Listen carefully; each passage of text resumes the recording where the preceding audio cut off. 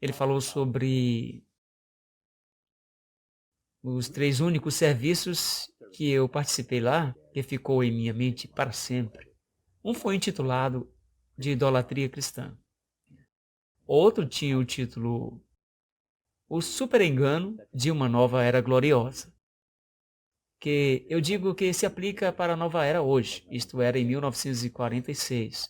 E o outro era o Grande Conselho Geral de Satanás de 1700. E eu devo dizer que estas coisas eu ouvi lá, me abriram os olhos.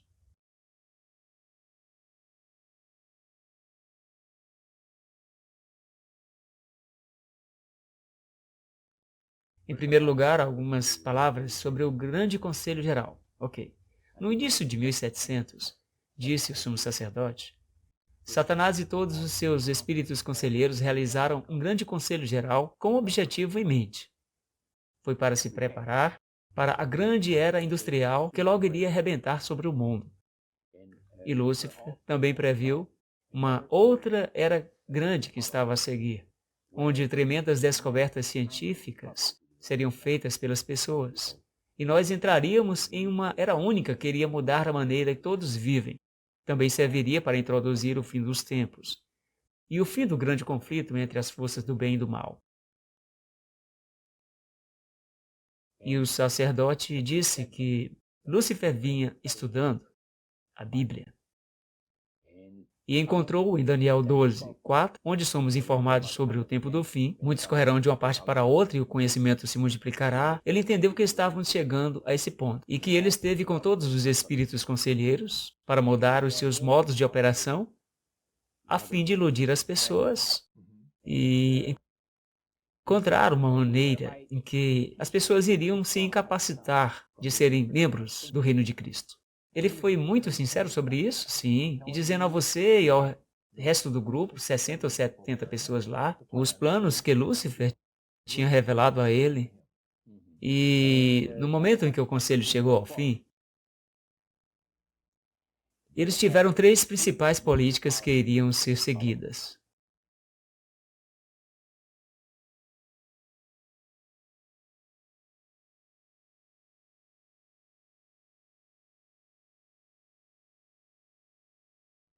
Primeiro, eles deveriam fazer com que os seres humanos fossem levados a acreditar que Satanás e seus anjos realmente não existem. Você vê, até aquele momento, você poderia andar pelas ruas de Paris e você teria sinais que diriam que você tem um adivinho ou uma cartomante de algum tipo. E se você quiser colocar uma maldição sobre alguém, você poderia ir e ver essa outra senhora de idade lá, você sabe, as bruxas antigas. Mas agora isso tinha que mudar.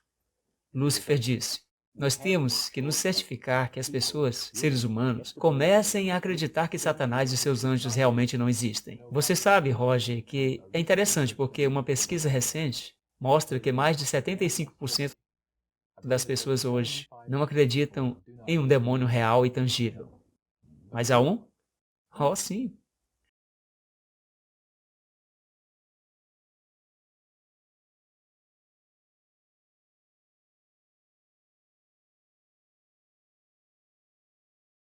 Agora, a próxima coisa, na política de 3 partes que tinham adotado lá, o segundo era encontrar uma maneira de ser capaz de obter o controle total da mente das pessoas e que seria realizado por meio do hipnotismo fora do reino do ocultismo e apresentá-lo como uma nova ciência para o benefício da humanidade. Então, uma parte do que o sumo sacerdote lhe disse era a estratégia de Satanás para tomar o controle das mentes das pessoas. Eles sentiram que, tomando o hipnotismo fora do reino do ocultismo e introduzindo como uma ciência para o benefício da humanidade, poderiam então usar pessoas de grande renome, educadores, pessoas de capacidade, que iriam fazer grandes coisas, como supostamente as pessoas regredirem no tempo de vidas anteriores que tiveram. E é claro, depois de terminada a sessão, a pessoa não sabe nada sobre a história antiga e a pessoa que ele ou ela tem falado sobre a execução de certos atos, vamos dizer 3 a 4 mil anos atrás. Mas esta era a sua estratégia. Agora, o que isso faria pela coisa é isto, que iria criar na mente do público em geral, solidamente estabelecidos agora no público em geral, uma confiança inabalável naquele grande engano. Em outras palavras, as pessoas que acreditam nisso, essa pessoa foi hipnotizada, foi regredida no tempo para vidas passadas. E fez isso, que fez aquilo, e sem engano, talvez Alexandre o Grande, diremos, ou alguns de seus generais. E as pessoas, depois de terminada a sessão, saem do hipnotismo e ele ou ela não sabem o que estão falando. Portanto, agora esta seria uma forma de descristianização do mundo ocidental através da avenida do misticismo. Agora chegou o tempo quando Lúcifer decidiu que ele tinha que escolher uma pessoa para começar essa coisa. Franz Mesmer, que foi um médico austríaco, foi escolhido porque ele era o mais capacitado. Mesmer deu origem a uma teoria chamada de magnetismo animal, mais tarde chamado mesmerismo. Mesmer foi conduzido pelo espírito, isto é o que disse o sacerdote, foi conduzido pelos espíritos a crer que certas pessoas têm uma influência magnética dentro de si, que iria fazer com que tenham um grande poder sobre outras pessoas, até mesmo ao ponto de colocá-los em um transe. E naquele tempo, isso foi prontamente aceito pela população em geral, o tempo que viveu Mesmer. Então, as pessoas perceberam, eles disseram que algumas pessoas têm a capacidade de colocar você em um transe dessa forma. Agora, no tempo em que ele morreu, em 1815, muitos médicos na Europa estavam usando o hipnotismo como meio de anestesia. Mas magnetismo é o mesmo que mesmerismo, está certo? O hipnotismo é mesmerismo, que foi desenvolvido para um alto grau de refinamento.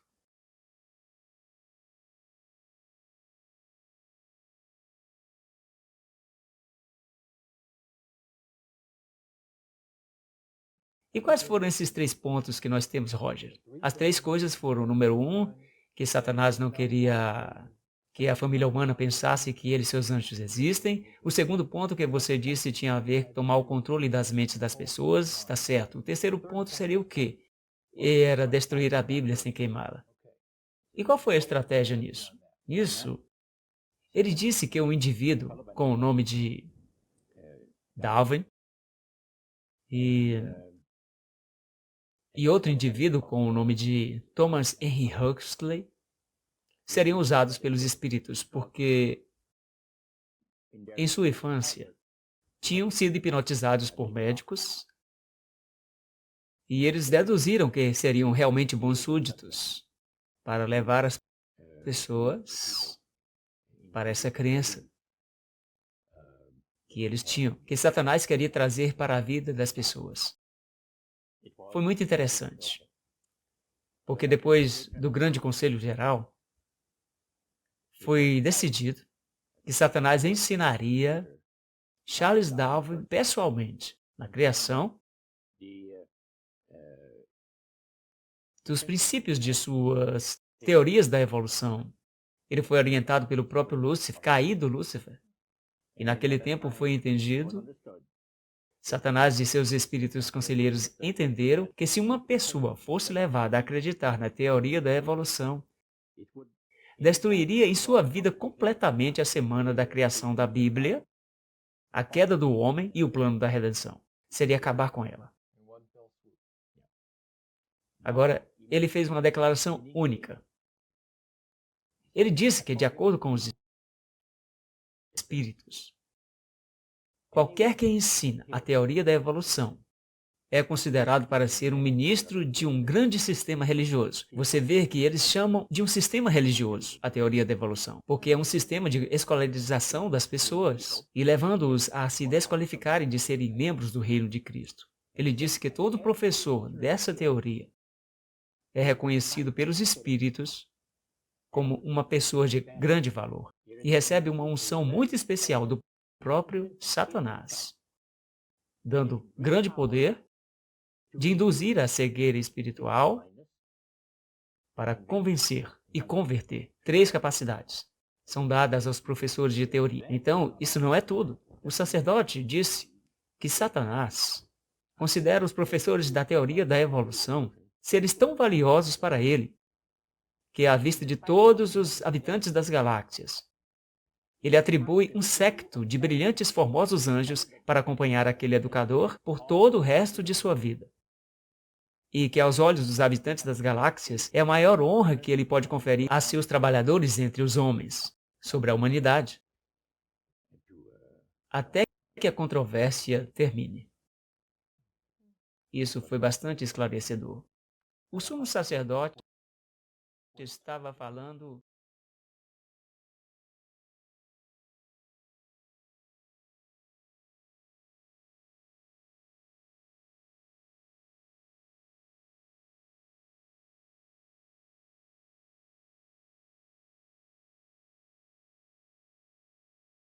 Agora, uma das coisas que realmente me assombrou e me deixou chocado e me fez adoecer do coração foi quando o sacerdote falou sobre a idolatria cristã. O que é a idolatria cristã que o sacerdote mencionou nestas palavras? Conte o que ele disse, Roger. Ele disse que a idolatria cristã é a mais grandiosa ou grande engano que já foi trazido sobre a família humana, sobre a humanidade. Ele disse e vangloriou-se que os espíritos demoníacos estão continuamente profanando as igrejas cristãs através da avenida da necromancia, usando uma forma de adoração de espíritos que envolve centenas de milhões de cristãos à idolatria, sem que sejam conscientes disso. Agora, o que é necromancia? Descreva isso e defina a necromancia para mim. Crença de que o ato de crer na necromancia é você invocar os espíritos dos mortos. Dizem que você pode falar com alguém que está morto, a sessão que você foi inicialmente, assim é a prática de necromancia. Agora, o sacerdote diz que o super-engano é trazido apenas de uma maneira, através da crença enganosa de que o homem tem uma alma imortal que vive após a morte. E ele disse que isso constitui idolatria através da necromancia. Assim, ele diz que há centenas de milhões de cristãos que estão praticando a idolatria, enquanto eles pensam que estão glorificando a Deus. Vê? Porque eles acreditam que a alma é imortal. Eles não podem estar falando com o suposto espírito do morto. Ao contrário da crença popular, a necromancia não consiste de invocar os espíritos dos mortos. A razão é que o homem é totalmente mortal e não possui uma alma imortal. Então, com quem eles estão falando? Ele disse, os amigáveis espíritos demoníacos têm sempre encontrado ao longo dos séculos grande deleite em representar aparições de entes queridos e parentes e pessoas de grande renome. Então, ele passou a explicar agora. Necromancia é na realidade uma crença religiosa. As pessoas acreditam que os mortos tenham entrado em um plano superior de existência do que eles tinham quando estavam vivos. Também que eles estão em uma posição e que têm a capacidade de ajudar os que vivem aqui na Terra. Vê? Então ele disse. Isto é onde as coisas ficam realmente interessantes. Ele disse que, de acordo com o grande mestre, uma pessoa não tem que supostamente invocar os espíritos dos mortos para receber ajuda, para estar envolvido com necromancia. Tudo o que ela tem que fazer é acreditar na vida após a morte, porque, segundo ele, a necromancia é a crença que o homem tem uma alma imortal. Então, qualquer um que acredita que o homem tem uma alma imortal está envolvido em necromancia. É tão simples. Essa é a maneira como ele explicou. Então, como isso constitui idolatria? pelas pessoas que acreditam que elas estão ou conversando com os santos, os espíritos dos mortos, os santos mortos, ou um parente morto, ou uma pessoa morta de algum jeito. Você toma, por exemplo, Loretta Lynn. Ela diz na televisão nacional, e eu tenho a data que eu mesmo ouvi, disse que ela foi bem-sucedida em sua carreira de cantora por um querido amigo dela que tinha a mesma idade que ela tinha e que morreu quando ela tinha 18 anos de idade. E Loretta estava tentando entrar no mundo da música, você sabe, mas ela disse, eu não tive sucesso afinal. Até que uma noite ela estava sentada na cama lendo um livro e ela disse, quem caminha para a direita através da parede, aquela é minha amiga, o espírito da minha amiga. E ela disse, Loretta, eu vou fazer de você uma pessoa muito famosa, cantando música country. Isso foi, eu acredito, em 1976, quando isso aconteceu. Agora, o sacerdote explicou que quando as pessoas acreditam nesse negócio, eles estão realmente abrindo-se para ser completamente enganados pelos espíritos demoníacos. Porque dá aos espíritos demoníacos uma oportunidade para personificar os mortos e para as pessoas acreditarem em suas mentiras. E o sacerdote diz que, antes de tudo, traz ao grande mestre o respeito e a reverência que é devida ao seu grande nome e faz todos os outros espíritos excessivamente felizes, porque eles são os que têm trabalhado para levar as pessoas a acreditarem nesta vida após a morte. E se regozijam. E esta é a extensão da idolatria cristã? Sim. Espíritos amigáveis, apenas para divagar por um momento.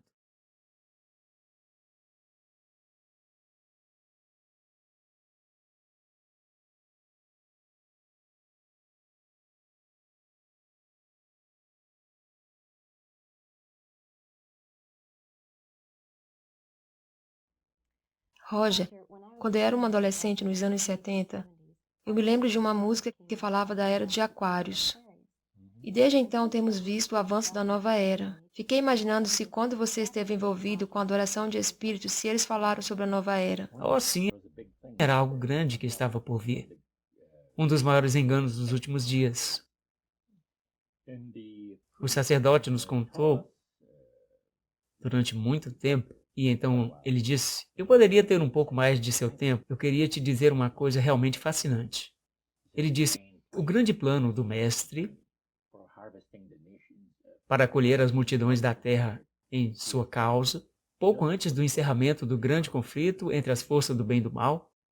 Assim, depois que nós tínhamos expressado nosso interesse de saber mais sobre as atividades dos espíritos, ele disse, isso vai ser feito de uma forma única. Este grande plano. As pessoas vão engolir estas coisas, porque ele disse, espíritos demoníacos irão afirmar serem habitantes de planetas de galáxias distantes, que estão vindo para alertar os habitantes do planeta Terra da iminente destruição do planeta, a menos que alguma coisa seriamente seja feita para evitá-lo. Então ele passou a... Eles irão afirmar que têm experiências fora do corpo. Vocês já ouviram falar de experiências fora do corpo? E que algumas pessoas, supostamente serem capazes, eles acreditam que a sua alma é mortal, projeção astral, isso mesmo. Uma pessoa vai a lugares diferentes do mundo, vê coisas, voltam e escrevem tudo sobre isso. Então, devido ao fato que milhões de pessoas na Terra acreditam que têm uma alma imortal, isto é prontamente aceito. Quando os espíritos falam através de um transmédium, falam com pessoas influentes. Mas o que é um transmédium? É um canalizador hoje em dia. O que agora é conhecido como canalizador, sim. Shirley MacLaine teve experiências se envolvendo com o espiritismo e com os supostos habitantes de planetas de galáxias muito distantes. Eu gravei a coisa toda, que foi de 3 horas, e você estava ouvindo o cumprimento de que este sacerdote tinha dito 45 anos atrás. Sim, exato. Então, Ele passou a nos explicar sobre o fato de que os espíritos vão mostrar-se dispostos a dar orientações valiosas, que não somente ajudarão as pessoas a evitar a destruição do planeta, mas que fará entrar em um estado superior de existência. Por exemplo, ele disse que os espíritos irão prometer, é uma palavra de grande promessa, que se suas recomendações forem seguidas cuidadosamente, eles conduzirão a uma gloriosa nova era de paz e prosperidade.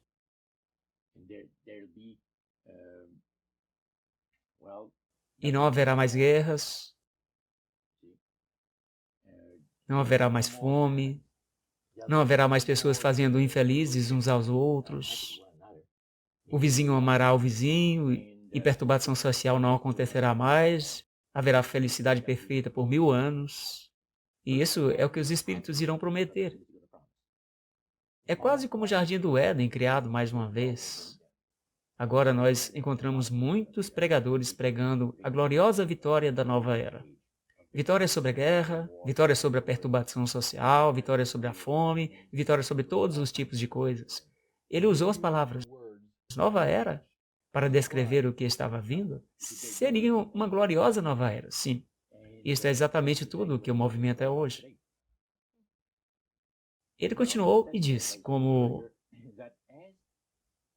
a vida neste planeta se tornará cada vez mais difícil e calamidades atingirão o planeta mais e mais frequentemente.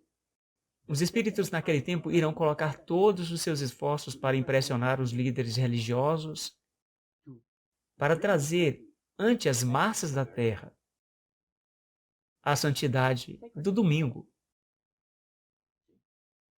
Eles ensinarão a santidade do domingo, com os líderes religiosos olhando à frente para 1000 anos de paz sobre a Terra. Eles colocarão todos os seus esforços nisso. Leis passarão pelos governos. Algumas pessoas perguntaram o que vai acontecer às pessoas que não acreditam nas recomendações dos espíritos. O sacerdote disse, isso não será problema, absolutamente. Leis serão aprovadas pelos governos que irão obrigar as pessoas a se juntarem a elas, independentemente de acreditarem ou não. E os oficiais que aplicam as leis irão explicar para as pessoas, de forma clara, que tal lei é necessária para assegurar o bem-estar de todas as pessoas. A legislação vai ser aprovada, sem nenhum esforço em tudo. O sacerdote disse que, como os tempos neste planeta ficarão mais e mais difíceis, calamidades de todos os tipos estão abatendo o planeta mais e mais frequentemente, os espíritos de demônios irão impressionar as pessoas com a importância da santidade do domingo. Ele passou a explicar o fato que o venerável dia do sol, que em épocas passadas era tão irritante para o Criador, estas grandes nações, bem como menores, estiveram todas envolvidas na adoração do sol. E naqueles séculos, o Criador encontrou no ensino da adoração do sol um irritante terrível. Ele disse, isso vai novamente ter lugar. Não na adoração do sol, mas na lembrança do domingo para o santificar. Ele fez uma declaração que eu nunca vou esquecer. Ele disse, pela observância do dia em que o mestre, Satanás, colocou a unção de sua autoridade e poder, ele recebe homenagem, independente de quem as pessoas pensam que estão adorando. Então, você pode entender agora porque eu tive 28 estudos bíblicos em uma semana e comecei a ir à igreja no sábado. E eu nunca faltei uma vez, até que eu fiquei muito doente para comparecer. A questão de um dia de adoração veio nessa reunião. O domingo foi o único dia mencionado. O sacerdote